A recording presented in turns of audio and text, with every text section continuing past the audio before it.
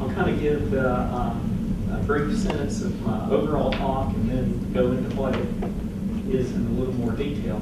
But essentially, what I'll be talking about is how you take the research that's done by people like Craig and by Terry Rowe on a bunch of HDPE, and how do you convert that data that you're getting from the research with your site-specific conditions, because a lot of the stuff in degradation of materials will be based on your site-specific conditions. How do you come up with a reasonable prediction of service life, lifetime, generation of changes in the materials that you can present to your regulators, get them to buy into, that you can then put into your models to into your PAs to arrive at, reasonable predictions that everybody agrees on for your systems.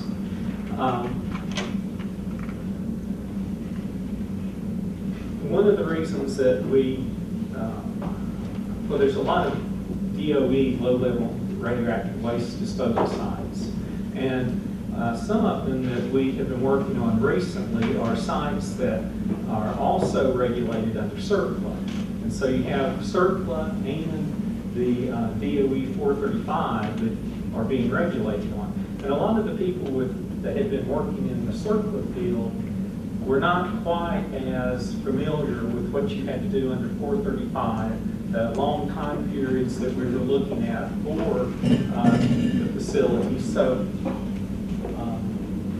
we needed to bring more information to these folks so that they could have the information that they needed to help them comply with 435.1. And Linda Satura should also be introduced here too, because she was involved with this, and set up a CERCLA working group. And one of the items that she had us work on to bring to the CERCLA group was how do you account for liners and covers in the performance assessments? How do you look at the evolution over time so that you do have something that your regulators can agree with? And so one of the things that we did was, and this is available to people that would like it, we produced this report that is consideration of liners and covers in performance assessments. This is essentially what the talk about today is about. This is available. It has a lot of the research information from Craig, a lot of the research information from Terry Rowe in it and others. It has how we have approached the regulators with this type of information, how we have looked at the systems overall, and then also as individual components and how you put those together so that you can arrive at a prediction for the longevity of your overall system. One of the big things that you have to take a look at is what are you going to credit in your system for its longevity? And what do you need to credit in your system to show that your system will achieve the standards that you're trying to achieve, whether it's some of the CERCLA risk-based standards or whether it's some of the 435 standards like the all pathways analysis. And a lot of that depends on, particularly when you're talking about radioactive waste, is, well, what is the inventory you're putting on? Do you have short-lived short-lived rating declines? Do you have long-lived rating declines? Do you have a lot of daughter ingrowth that's going on? What type of half-lives do you have associated with it? Are they mobile and immobile? And then also you have a lot of site-specific conditions like Craig was talking about. You know, the ET cover is going to work well in the arid west. Well, it's not going to work in the east. Now, I have to say, most of the water that comes out of a cover in the east is from evapotranspiration, so we need to pay attention to that in the east, because that is the biggest component of removal of water. But the site-specific conditions are something that we have to be of great concern about. And then, you know, how much credit can you take? You know how much credit you need to take, but how much can you take? And a lot of it depends on the scientific justification. that changes over time. So we have to keep up with what Craig's doing, what Carrie Rowe's doing, what other folks are doing, so that we can bring in the best research at any particular time into our predictions and our performance assessments. But then it also greatly depends on the perspective of our regulators. What are they concerned about? What are their needs? What do they know about the research that's been conducted? So a lot of times we have to bring the research to our regulators and say, this is the state of the art right now. This is what we know, and have a dialogue to go, what can we take credit for?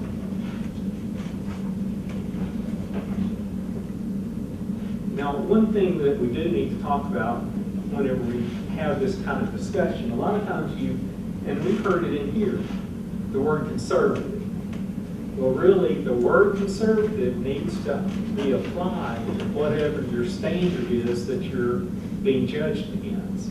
You can't use conservative against, here's what our anticipated infiltration is. You can't use conservative against what is the lifetime of a geomembrane or the clay, because that's not getting at the bottom line, which is whatever the standard is, the 25 millirem per year or whatever, because sometimes things are not intuitive, and you will have impacts that can change. Like we did a study on a 235F out at the site, looking at different alternatives that we could use for closing it. Well, we also did 2 extreme cases just to look at it.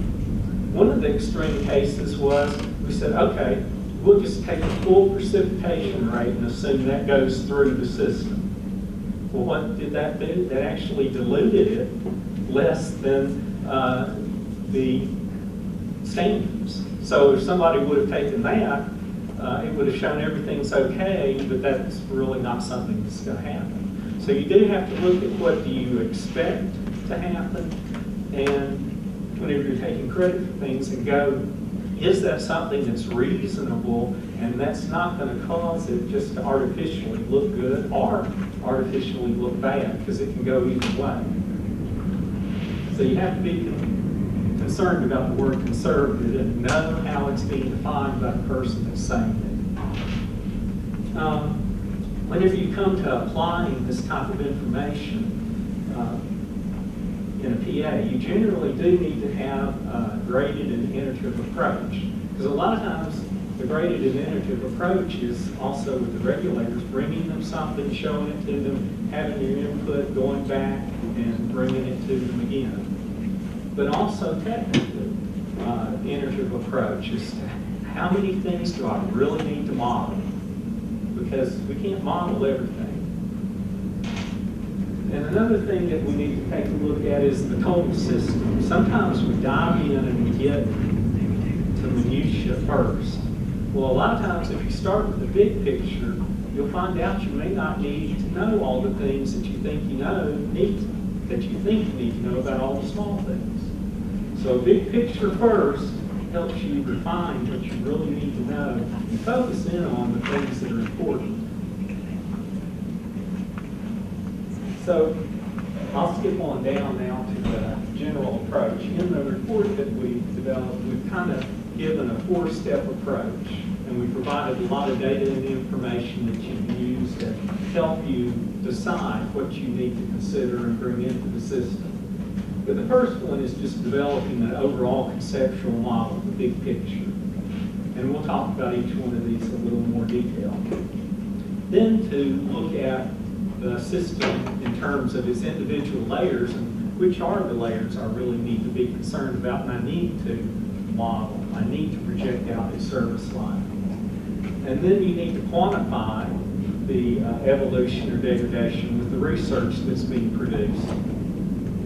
And then you need to identify the scenarios that you are going to model. Because a lot of times what you want is a base case that you think is, the best case out there, the closest thing to reality.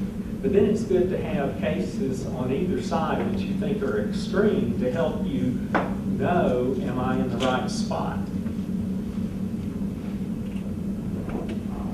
So the overall looking at the total system first. You know, you want to look at it in a big picture.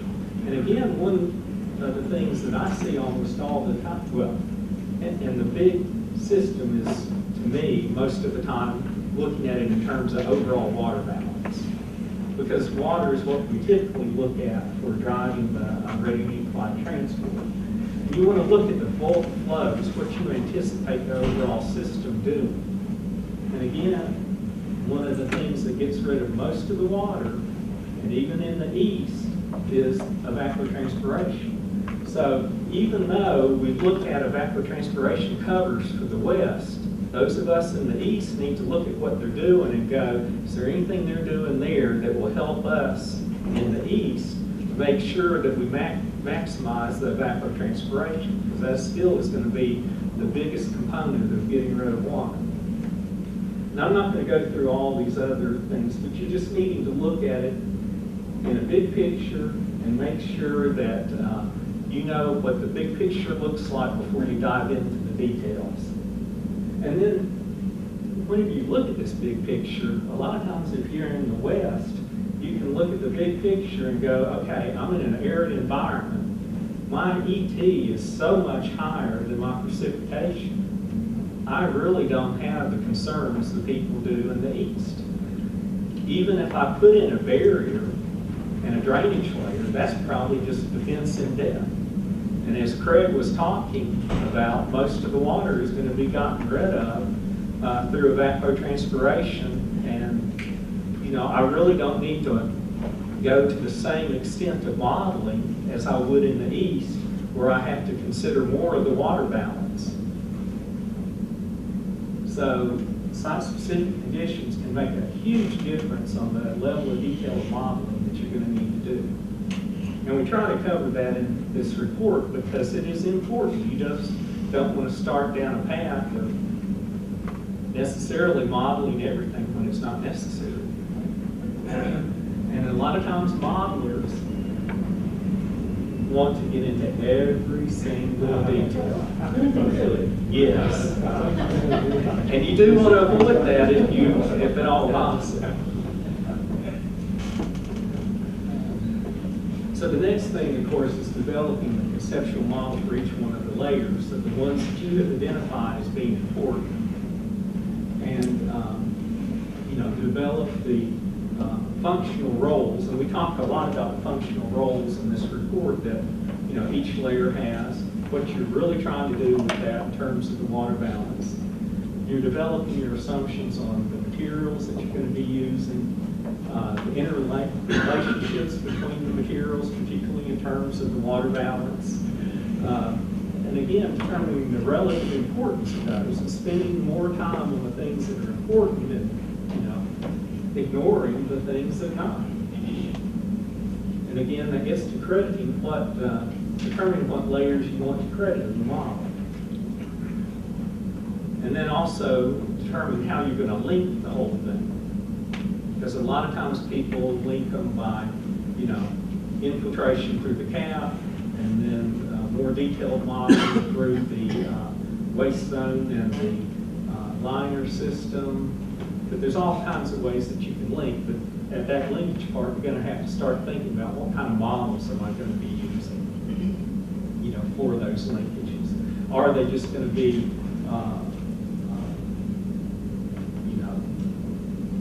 algebraic models, or are they going to be numeric models? Then you need to get to the point where the things that you're going to credit, that you have to look at the evolution and degradation of those things. We spend a lot of time in this report giving you references for where you can go to get that information, who's doing that type of research, what the research says right now about degradation of HDP or GCLs or compacted clay liners. But, you know, it continues to grow.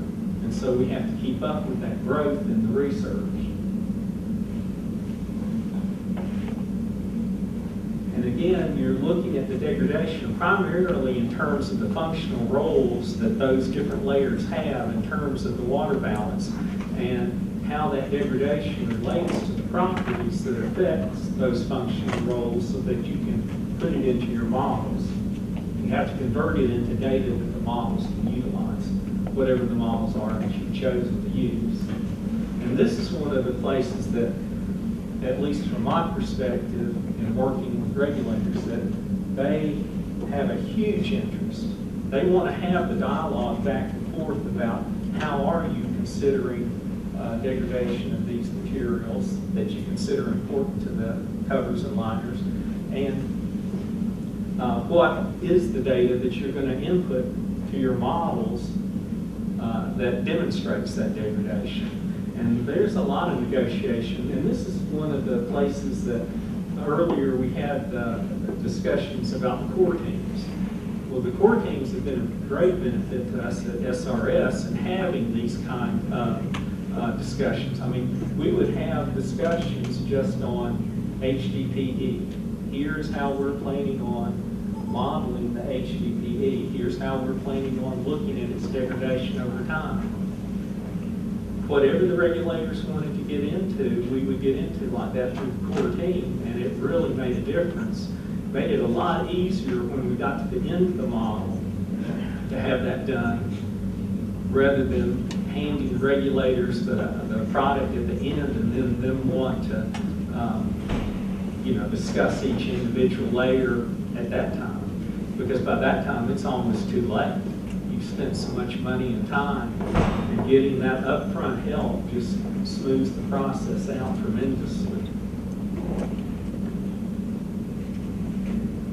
And again, caution about making conservative assumptions. You really need to make sure they're conservative in relation to the standards you're being judged against, not against, again, things like infiltration or whatever, because you may find they're not conservative in that way.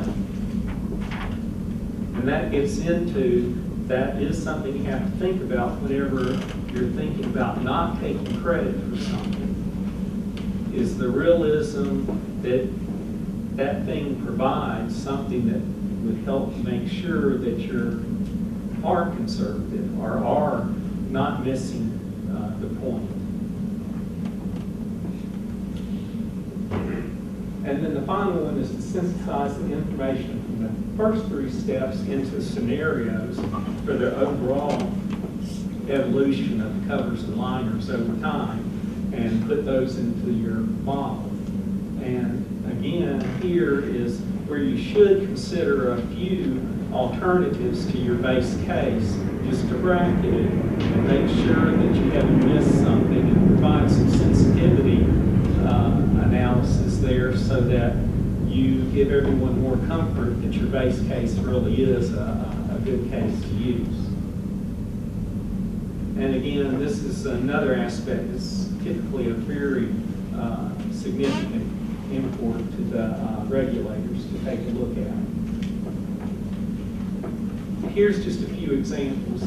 I worked a lot with Portsmouth on their on-site disposal cell.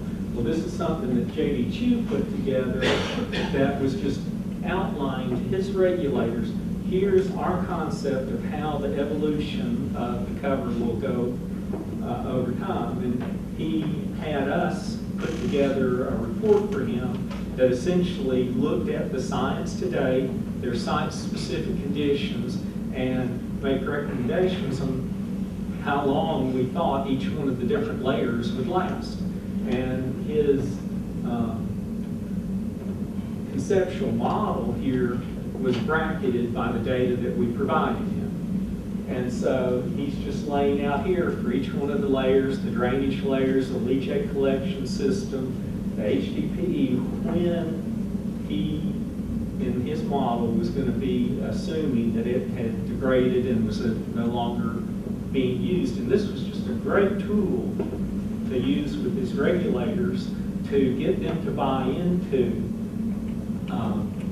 his projection of what would happen. And it also gave discussions on, here's some sensitivities that they thought would need to be done to help validate this. So that was a really good example, and our regulators, I thought, and I think the LTROG too, I thought that this was a very good way of communicating to them. Other examples at Savannah River site, we had a lot of interaction with NRC, LTROG, EPA, and DHEC, and again in the core team concept, and we had to take to them, here's how we're looking at degradation of the covers overall, and explain, here's what's going to go on with the HDPE. We're assuming it's antioxidant depletion, that it's oxidation, followed by tensile stress cracking, and holes being generated over time. The GCL was primarily divalent cation exchange that caused the hydraulic conductivity to go down over time. Also, Savannah River, we have pine tree succession. Pine tree roots are typically 12 feet of taproot deep. So, pine trees were a great degradation mechanism.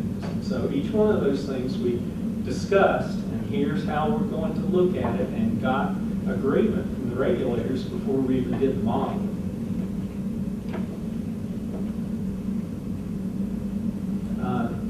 Another example, this is a base case from the Idaho Circular Disposal Facility, and this is what they were projecting as the base case. But to help bracket that and to go that is reasonable, and again, this is an arid environment. The numbers you would get in a humid environment would be different, but they bracketed with all these sensitivity cases.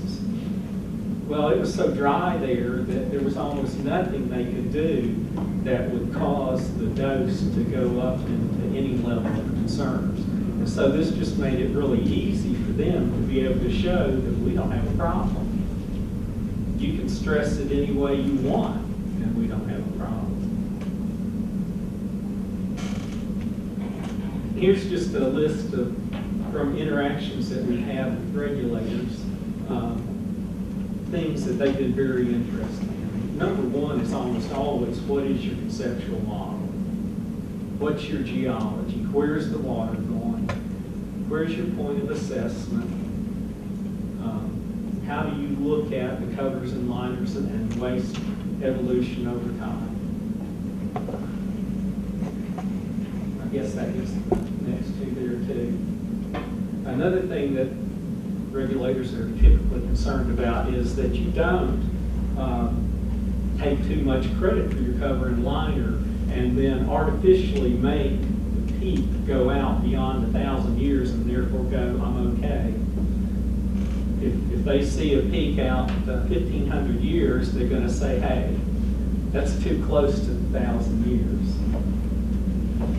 And bathtub effect, subsidence, and then that third one from the end is really climate change. A lot of times comes up with the regulators, but we typically talk about that in terms of changes in potential evapotranspiration and changes in precipitation, and try to avoid climate change, but just look at change variation that you might have. So be glad to take questions, and also if anybody would like a copy of this, you're welcome to contact me. It'll be in the slides, and we'll be glad to send it to you. Thank you, Mark.